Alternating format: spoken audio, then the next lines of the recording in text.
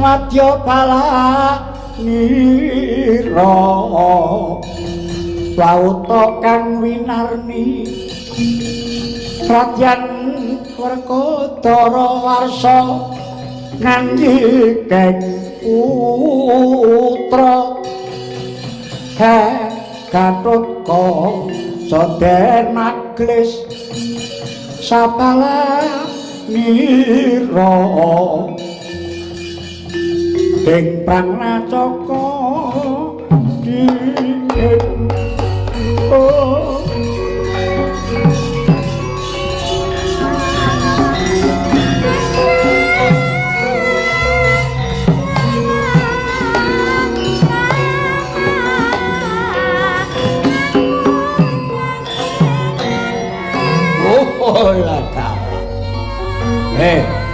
Prabu Subala wonten dawuh Sang Prabu Jarasandha.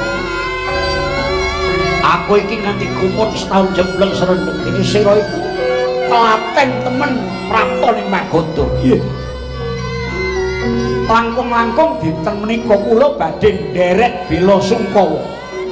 Inggih menika sedanipun Prabu Hamsa kaliyan Prabu Dimbaka kasambuting rana Madyalaka iki sabab saking menungsa licik ingkang laminipun Kresna.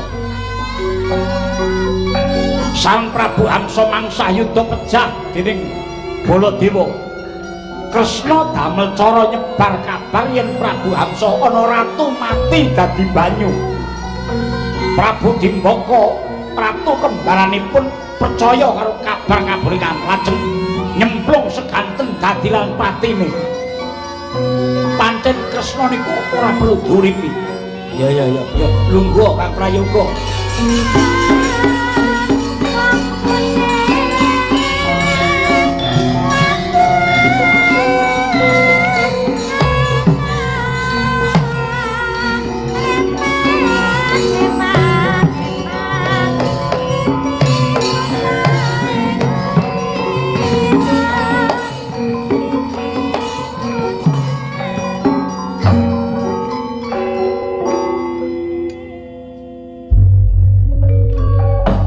Sanianing talaga kadi langit mambang tanpa sulan upamane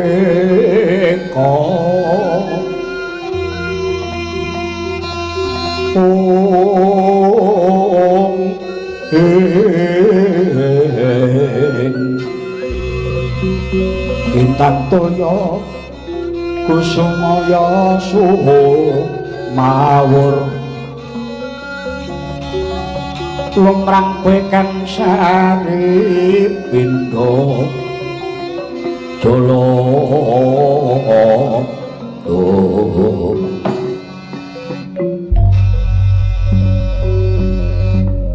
sak banjure piye terusna atur mila nuwun sewu Sang Prabu Jarasandha.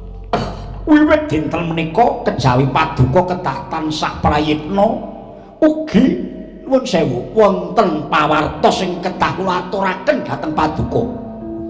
Pawarta babakan napa kuwi? Sakmangke Pandhawa badhe ngawontelaken sesaji agung Raja Suya tentang mening samudra langut tanpa pagut len kanang akasa. Wah, sinten alas opar nandingi Jarasandha ing anake Sajiludra. Iya, babagan menika ingkang kula manah. Partantu menika mangke badhe ganggu damel dhateng pakaryan paduka Sajiludra. Awit salah satunggaling syarat sesaji Raja Surya dening Pandhawa menika kedah dipun sekseni ratu satus negari. Mongko kathah-kathahipun ratu pawarta ingkang kula tampi cacah 907 menika sedaya sampun paduka kunjara wonten negari Giribajana niki. Namung kemawon dukunipun Pandhawa menungsa licik inggih menika Kresna tartamtu pados akal. Kula mireng pawarta bilih boten dangu malih Kresna Janaka kaliyan Werkudara badhe dumugi ngriki. Cetha namung badhe ngalang-alangi sak boten-botenipun badhe ngluwari para ratu. Yo Paduka Ketah sedya payung saderengipun Jawa.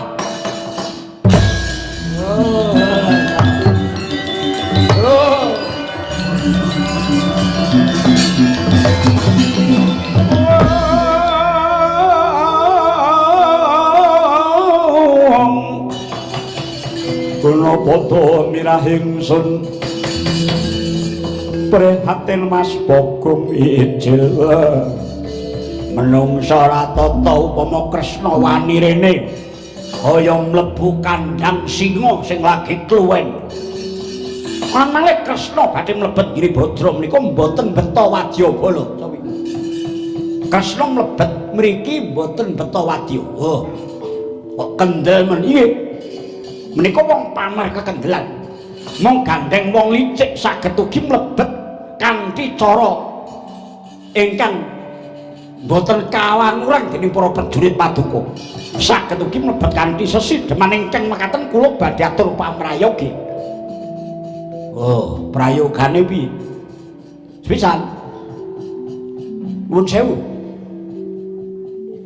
Margi-margi utawi dalan-dalan ingkang tumuju dhateng Kitha Giribajra utaminipun ingkang liwat Segara Wedhi. Pinggiripun Paduka pasangi kendhi ingkang limrahipun isi toya wening. Kados dusun-dusun panggenan kula ngajengipun dipun pasangi kendhi. Ya nek isine mboten.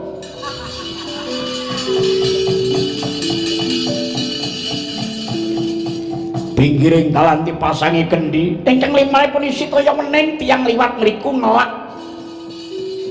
tartantu kepengin nyobi toyaning kendhi nanging sedaya kawula Paduka Ketah Paduka kandhani rumiyin dipun dawuhi ya kaya kala Paduka campuri upas ingkang mandi lan memateni Werkudara niku wong sing mboten tau betah ngelak liwat Segara Wedhi sing panas tartantu ngorong gondangipun yen ngombe mutar sakresnane sabanjure ingkang mangka kalih kapurageng ing pagoda Paduka pasangi piranti panah ingkang boten ketingal ingkang dipun kendhaleni dening Padhe ingkang Delik mangke menawi Kresna liwat wonten niku ngertos-ngertos sampun karanjap dening Jemparing. Wah, apik iki. Ingkang angka 3 menawi Kresna Janaka Bima lepat saking paeka Kresna tumuli pinanggih kaliyan Paduka mangsa barang pecahipun ratu ingkang dadi regeting jagat lor.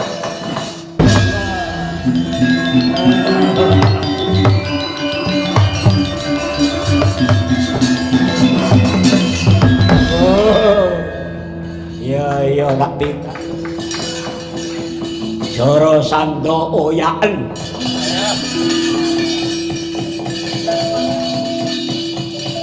lan malih apa neh rene negari Ngamarta nembe dipun tilar kegiatan 3 inggih menika Kresna Bima lan Janaka. Wah, dadi Bima, ya Bima ical. Menawi tengah dalu ical.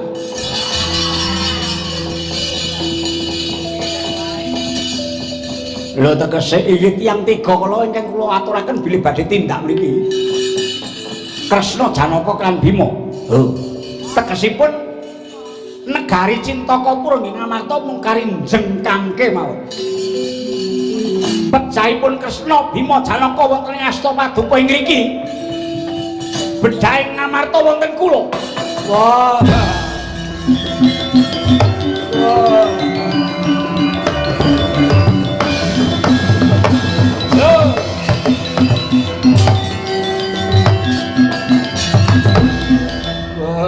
Iya tak trima. Penemu sing becik supala. Kula nyuwun pamit dinten mangke. Kula badhe tata-tata.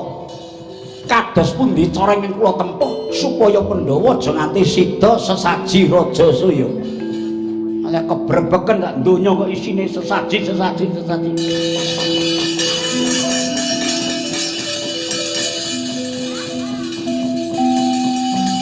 Oh iya ringkesen wong Amarta.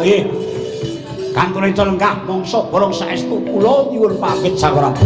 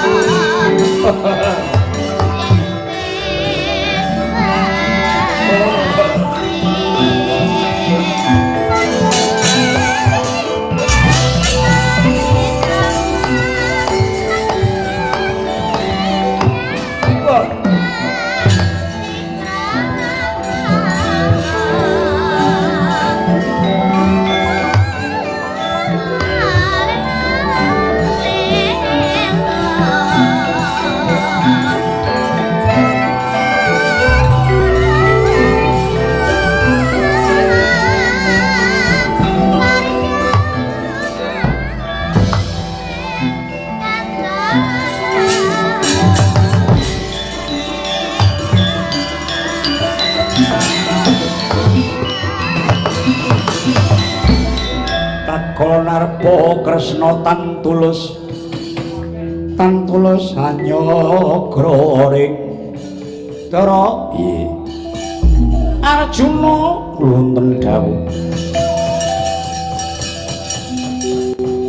iki wis kliwat saka Gunung Cetyaka merga tambure wis mbok tatas iya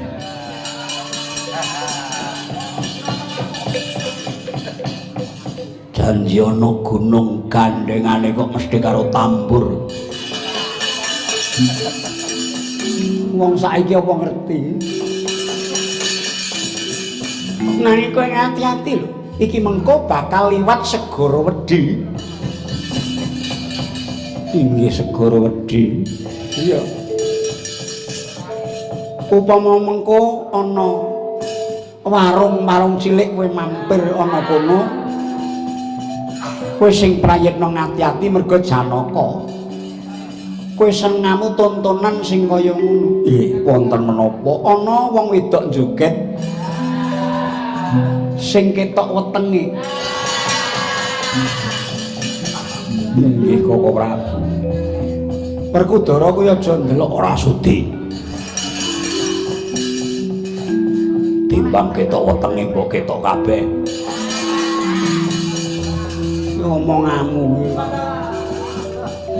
inggih Koko Prabu lajeng nanging dalan-dalan ingkang tuju nyang Giribajra kowe sing prayitna pinggir-pinggiring marga kae ana kendhi katone wong Giribajra kuwi lomo liripun nyepaki banyu bening kanggo wong kang padha ngorong gondange nang aja pisan-pisan si adi ngombe banyu kendhi mau wonten menapan wis ta aja ngombe wah nek aku ngelak piye iya rasah ngombe aku mbiyen tau kengelaken uyuhku dhewe tak ombe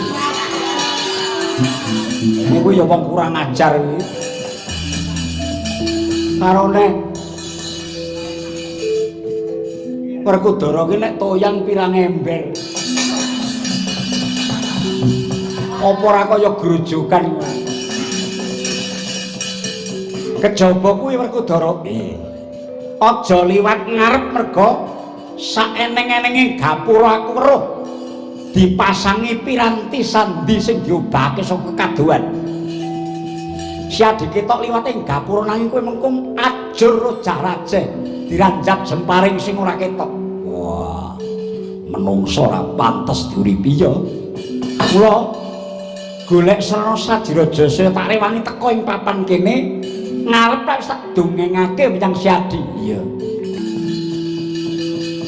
kejaba saka kuwi kowe yen wis mlebu ana ing kutha Giribajra mengko sing prayitna ngati-ati Jara Sanda kae wedine mung karo para brahmana yen karo para pendhita ngajeni ngurmati Koko Prabu lajeng kados ayo lon-lonan tinempuh dalan iki nanging Siadi kang prayitna ngati-ati Werkudara lan Janaka.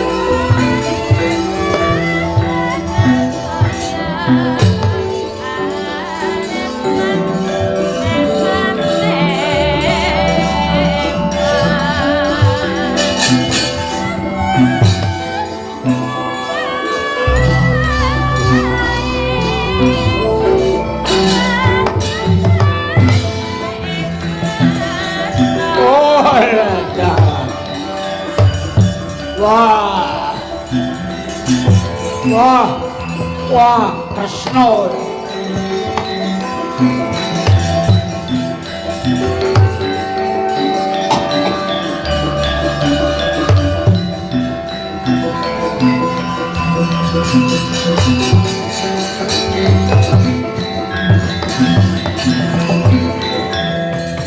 Kamang sambek pecah cancut kumregut manjing samudra toya dreng wiraganyo.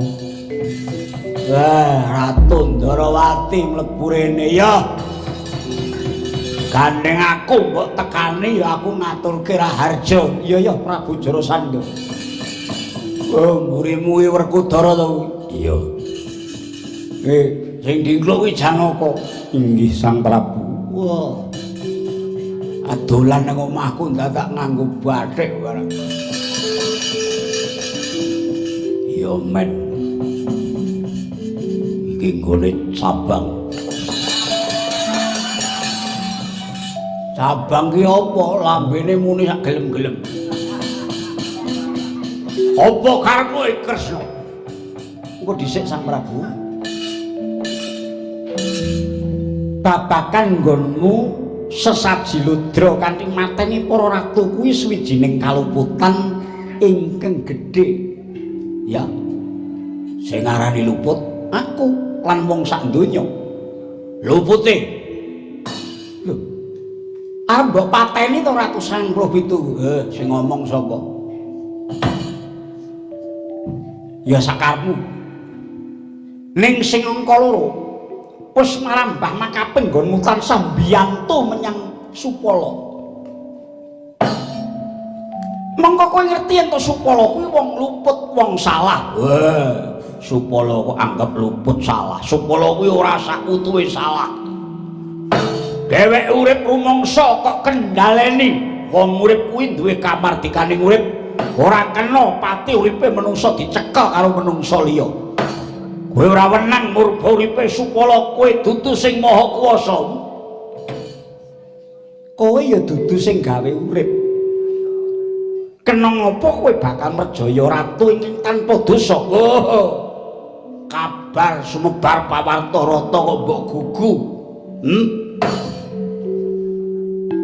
Apa ratu semono kae mesti arep tak perjaya tak pateni delok. Ratu 97 isih urip kabeh, tak openi ana kene malah awake lemu-lemu. Mundak bobote kabeh. Ana kene lemu-lemu. Bali menyang Supala. Supala kae mbiyen lair cacat dheweke ya ora njaluk. Lair cacat Supala kuwi ya ora njaluk. yen pancen sing maha kuwasa kuwi kebak welasase kena ngopo cari sing gawe urip kandha titah sing iso ngruwat Supala ya kuwi sing nyekel pati uripe Supala tegese cari sing maha kuwasa kuwi ora tresna asih nyang Supala nyawa kok dikon nyekel wong liya aku penak temen ah yen ngono kowe ora percaya karo anane sing maha agung kula pakati ngomong sang uyang nyahak wewenanging para ratu ratune semono kae isih lho wong Jarasandha timbang dadi Kresna sing aku titis Wisnu ning nyatane lethek gedhoamu mantuku Harya Kangsa Dewa mbok pateni kowe maling Rukmini sing bakal dadi bojone Supala kowe mbotoi sesaji Rajaswaya arep golek ratu 100 nganti trethekan tekan kene wae aja ngarep-arep bali urip kowe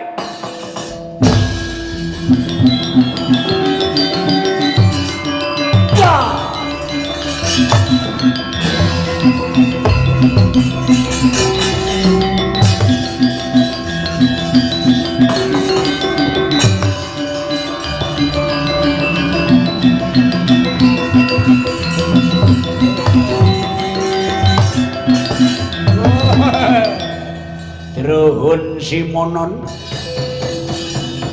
wah senengane kowe Bima aku ngucap Druhun Simonon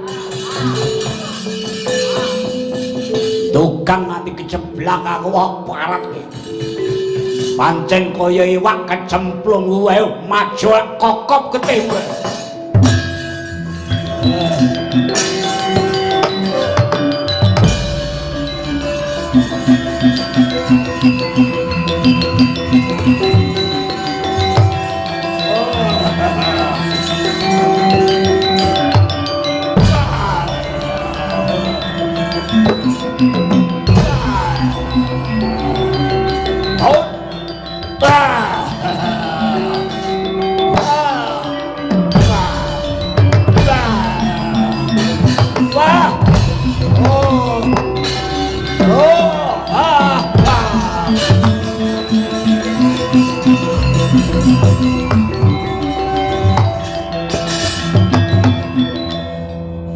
piye dongengku mbiyen asikar